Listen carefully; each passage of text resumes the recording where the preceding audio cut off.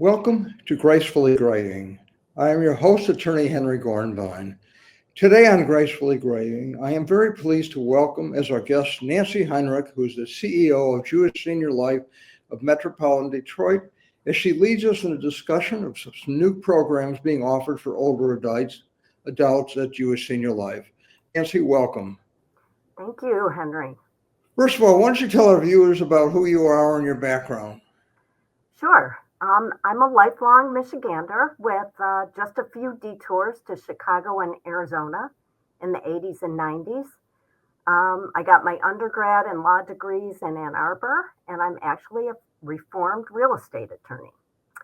Practiced commercial real estate law for 30 years before accepting the position as CEO of Jewish Senior Life. But I had a really strong connection to Jewish Senior Life because I served on its board for more than a decade before I was asked to serve as interim CEO and then made CEO.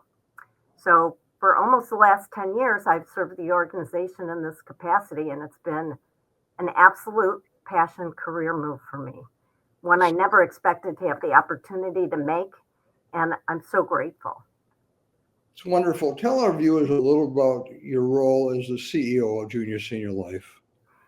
As CEO, my role is to lead the organization and its over 200 employees and to oversee and set the direction of the agency. But I work with our board of directors on those last roles. They really help. I noticed that you went to my alma mater for law school as well, so go blue. What is the physical structure of Jewish Senior Life? Tell our viewers a little bit about that, Nancy. Sure. So Jewish Senior Life is comprised of 6 distinct communities on 2 campuses in West Bloomfield and Oak Park. We also have an adult day program in West Bloomfield that serves with those with dementia diagnoses, and it also serves their care partners. It's known as the Brown Community Adult Day Program. We operate it with our partner, Gesher Human Services, that also runs a location in Southfield. Tell us about the living arrangements that are there. We have 4 independent living communities, and for those requiring assistance with activities of daily living, we have 2 assisted living communities as well. Each of the assisted living communities includes memory care. We don't have a nursing home in our continuum, and a lot of people get that confused. Notably, we have 3 different pay models in independent living. We have 3 HUD subsidized communities. You have to be income qualified. Your income has to be low enough to qualify to live in our HUD communities. And then you pay just 1/3 of your monthly income, whatever that is. And we also have 2 market rate communities where people pay market rate unless they qualify income-wise for a subsidy there. Jewish Senior Life provides some residents with subsidies in those communities. But we try to make all of our communities as affordable as possible, while also striving to deliver on our mission, which is to nurture a sense of community and enrich the lives of the older adults we serve. As a nonprofit, our mission is as paramount as profit is in the for-profit sector. Just curious, how many residents are you serving now throughout all the campuses? So at any given moment, we have about 800 residents, and over the course of a year, an average typical year, we serve close to 1,000 residents. Nancy, tell us how JSL enhances the lives of older adults. Sure. So, of course, we provide all of the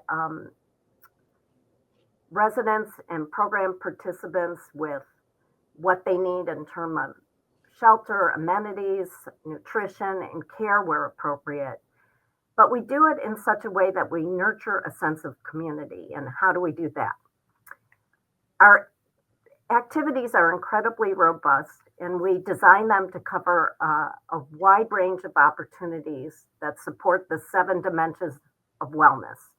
These include spiritual, occupational, environmental, mental, emotional, intellectual, physical, and social dimensions. Whether that means providing volunteer opportunities to connect with the greater community, exercise classes, social activities such as happy hours and holiday celebrations, recycling programs, social work, referral support, etc.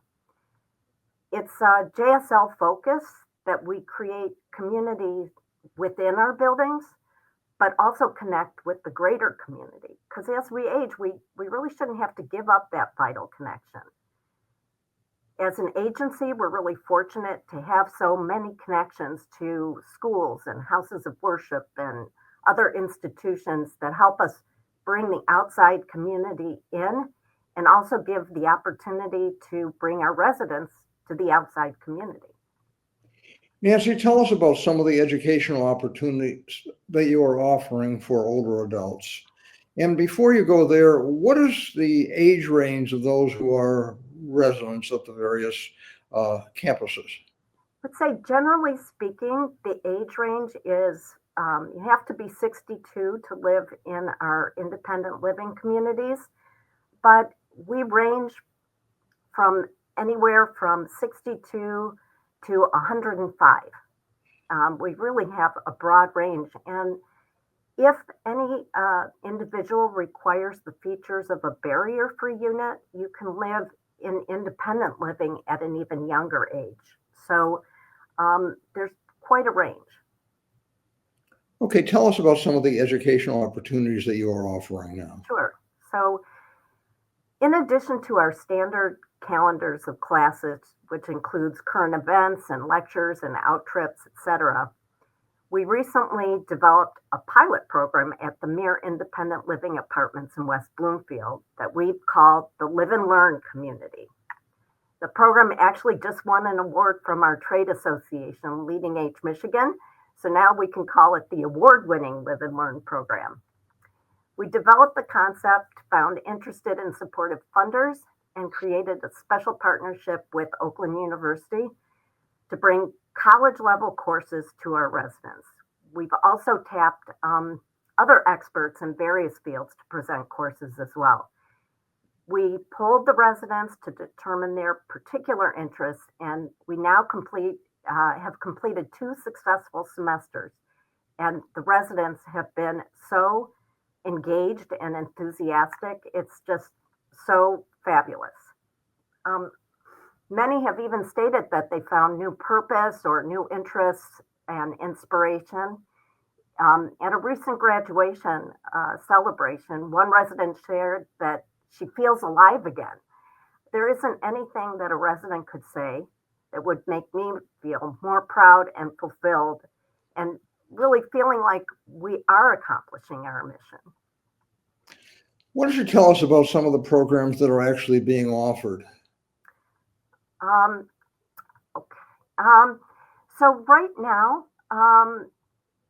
we offer programs that range from, say, 3 to 8 hours of class over periods of 3 to 6 weeks, but they also include one-off lectures. So topics range from history, political science, literature, music, writing, film, technology, and more. And almost all of our classes are taught and attended in person. Again, that's to really work on social interaction, which is a key component to Live and Learn. Now, are the classes lectures, or do they all, are they given reading material as well as lectures? I'm thinking of going back to college and law school where you had lectures, but you had to do a lot of reading as well. They're primarily lectures. When I was inspired to create this program, I was really thinking about the fact that if I could do retirement any way at all, it would be to go back to college. But how great would it be if I didn't have to write papers and take tests? So, this is designed to be, an easy access to learning.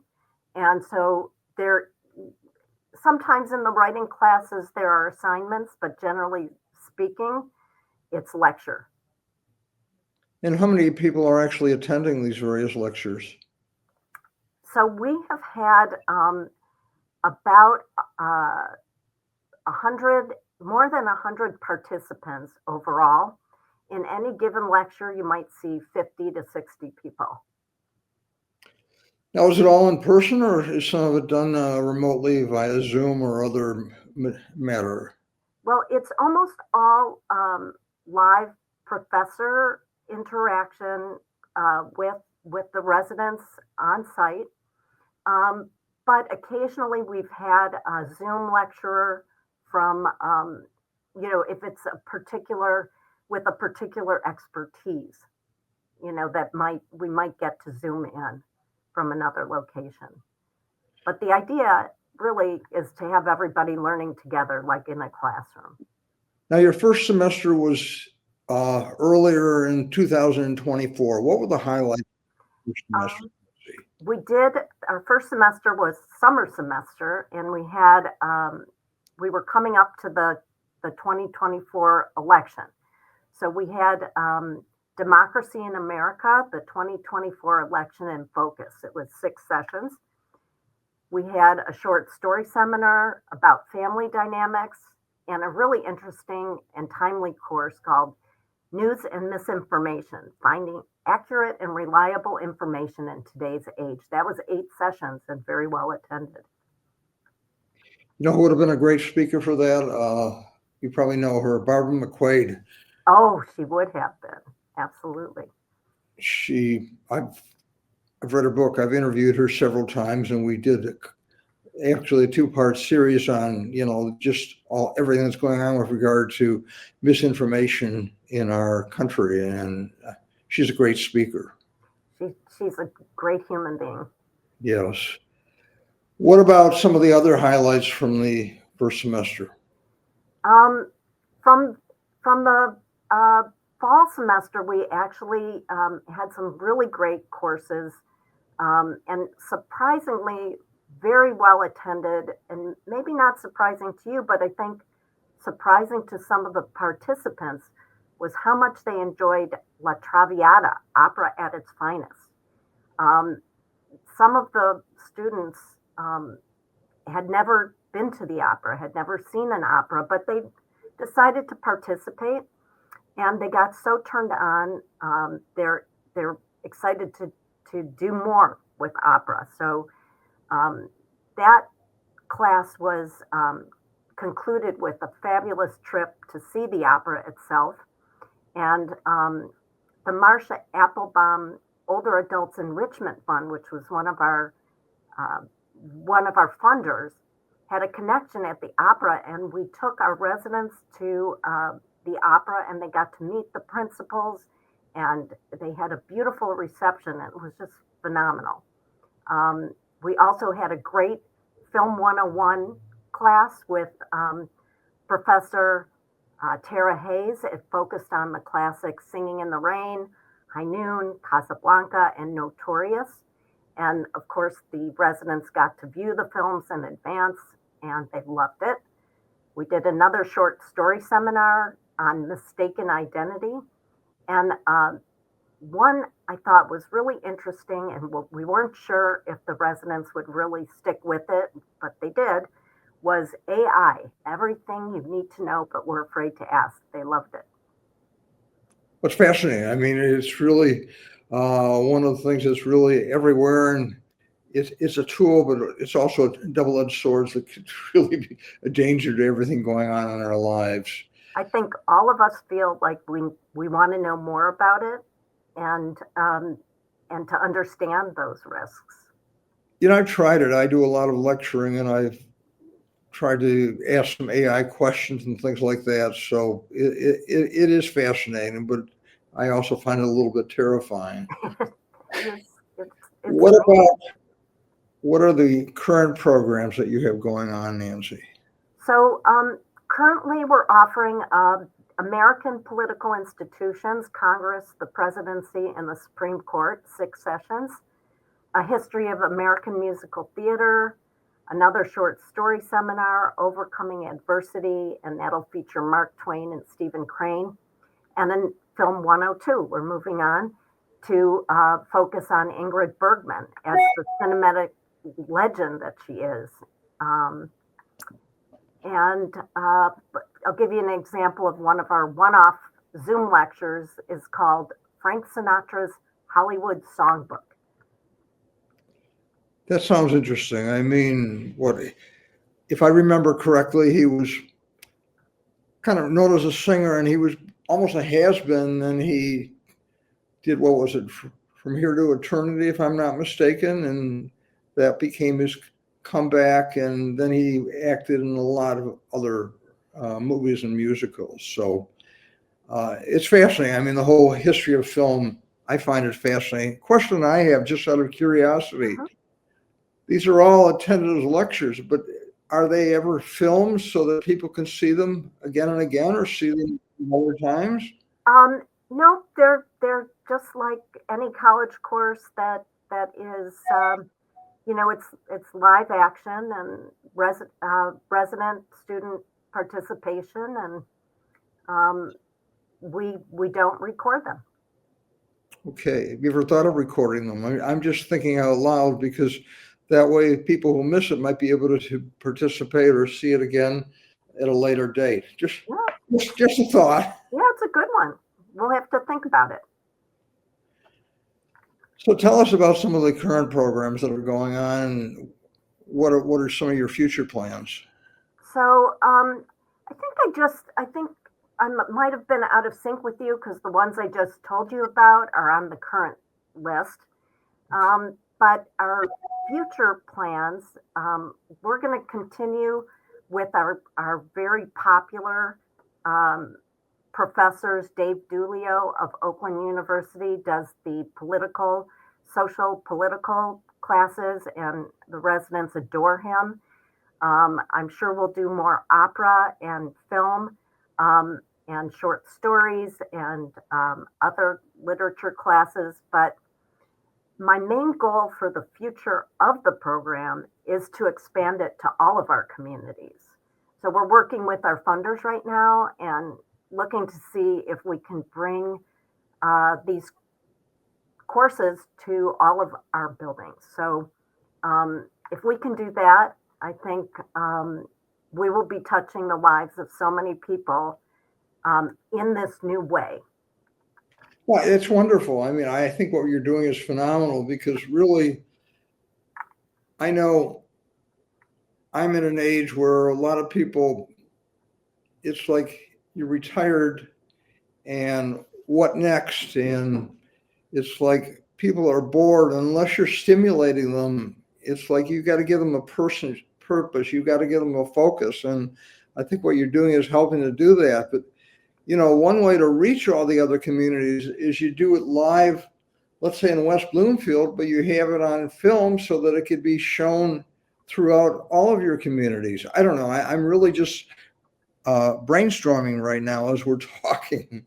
I think, as much as if that's what I needed to do to bring some of the content to our other communities, I would certainly consider it. But I think what's so important is having that back and forth with the professor. I think one of the things that we really forget is that older adults are craving opportunities for growth. Our minds still work as we age. We can still learn new things. And when we do it together, we really create community. So I still want to bring that live classroom experience to all of our older adults, so they have that touch that I think is also really important. Of the programs you've done, what do you consider the most successful? I think the areas that have been most successful have been the social political classes, because they spark so much conversation, and the residents they spar a little, they get feedback from the professor, and it's just been very dynamic, I would say, in those classes. As I mentioned, the opera class was a surprise, huge hit for even the non-opera buffs. Um, Film is great because the residents have not only the classroom to enjoy together, but to see the films together. So those have been, I think, probably the most successful. But I would say some of the writing classes have also touched some of our residents very deeply. So something for everyone. On a side note, a couple of months ago, I did an interview with Lynn Brewer Hmm. on Retirement Reimagined. I know that was just starting. How is that going, and what's going on with regard to that? Well, Lynn works with the Jewish Family Service, and so we're not in the You're same separate. Yeah. organization. But everything that JFS does and everything that Lynn does is phenomenal. So I'm sure it's going great. What else would you like to share with our viewers? We still have a few minutes left, and if there are other programs you have in mind or other things, and tell us, share it with us. This is your chance. So, I think that one thing that I really want your audience to know is that we are Jewish Senior Life, but people of all faiths and beliefs are welcome and encouraged to join our communities and to share in our Live and Learn program and to experience um, a different model for senior living. Nonprofit is has a slightly different focus. I know that all senior communities are wanting their residents to have wonderful experiences. But when you've been doing this work for over 100 years, like we have at Jewish Senior Life, um, there's a special commitment and warmth. And we welcome everyone to join us and be part of it. And you don't have to be Jewish, just come and enjoy our beautiful residences, enjoy our programs, enjoy our learning opportunities, and help us build community because that's what we're all about. Nancy, a number of years ago, I think I interviewed you when I was first starting Gracefully Graying, and I also interviewed one of your residents, and I know I've seen her on the web page. I think was it Nancy Califf? Yes. Yep. How is she? She's fabulous. She's participating in our Live and Learn program at MIR. She she served as the resident council president for years, but she stepped down recently. But she and her husband Manny, they're superstars. They're just wonderful, warm, and welcoming individuals, and they could be the poster children for the MIR building because they welcome everyone and they're just wonderful.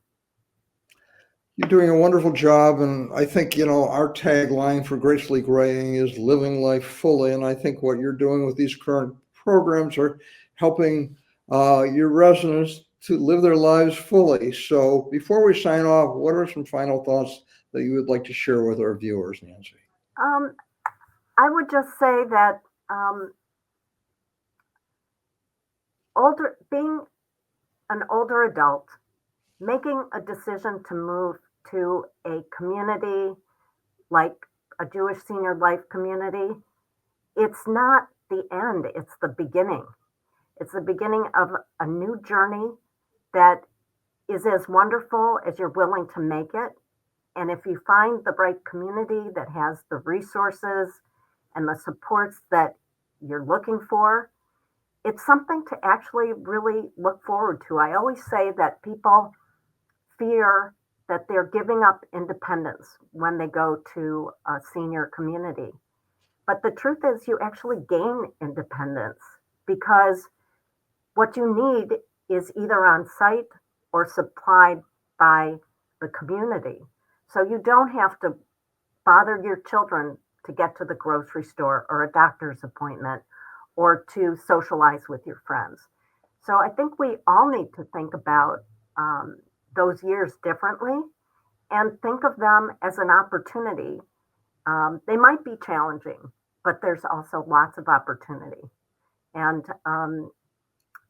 I think they're called golden years for a reason, but it's about how we look at them. It's all perspective, and what aging is a number, and it's a new chapter. And I guess what you've got to do is look at it as an opportunity. And Nancy, as always, you're more than welcome as a guest, and I want to thank you so much for being our guest on Gracefully Graying. And this program sounds wonderful. And again, I want to thank you, and I want to thank our viewers and sponsors for making Gracefully Graying possible. Thank you so much.